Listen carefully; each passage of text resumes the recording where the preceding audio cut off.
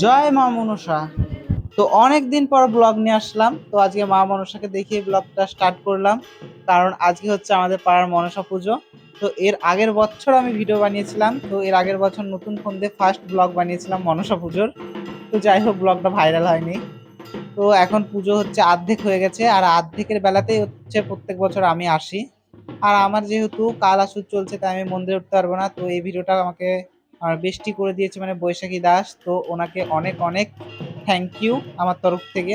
দেখতে পাচ্ছ মন্দিরের ভিতরে ঘুরে ঘুরে দেখাচ্ছি তোমাদেরকে। আর এই যে এই সাইডে কাকিমারা সব ভোগ প্রসাদ বানাচ্ছে। আর এই মনসা পুজোতে অনেক কিছু লাগে, অনেক অনেক জিনিসপত্র লাগে। দেখতে পাচ্ছ সব সাজানো আছে, পুরো মন্দির ভর্তি, পা দেওয়ার মতো জায়গা নেই।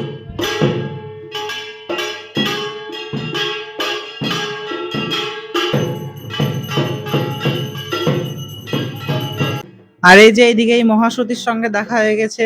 এটা হচ্ছে আমার সব থেকে প্রিয় বান্ধবী, আমার বেস্টি। তো যাই হোক, এখন দেখতে পাচ্ছ আরতি চলছে, আর ধোঁয়ার মধ্যে পুরো মন্দির চত্বর পুরো ভর্তি হয়ে গেছে। আর দেখো একসাথে 6টা ঢাক বাজছে। আমাদের পাড়াতে এভাবেই ঢাক বাজে। তোমাদের পাড়াতে কি বাজে? যদি বাজে তো কমেন্ট করে জানাও, আমিও দেখতে চাই কাদের পাড়াতে এত ঢাক বাজে। আর এদিকে হচ্ছে বড় প্রদীপটাকে ধরানো হচ্ছে, এটাতেও আরতির কাজে লাগবে। আর এই যে আরতির প্রদীপ আমার কাছে চলে এসেছে। এই যে আমার রূপসী বান্ধবী, আমার প্রিয় বান্ধবী এখন আমার পিছনে দাঁড়িয়ে এই যে একটু ভাব মেরে নিল। নমসূচি নমসূচি নমসূচি।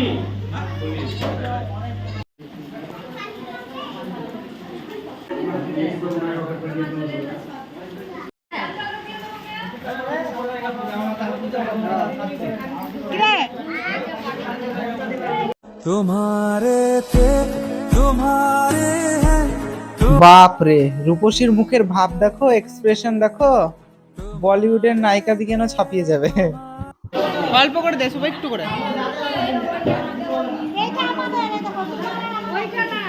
বলিব বলেছে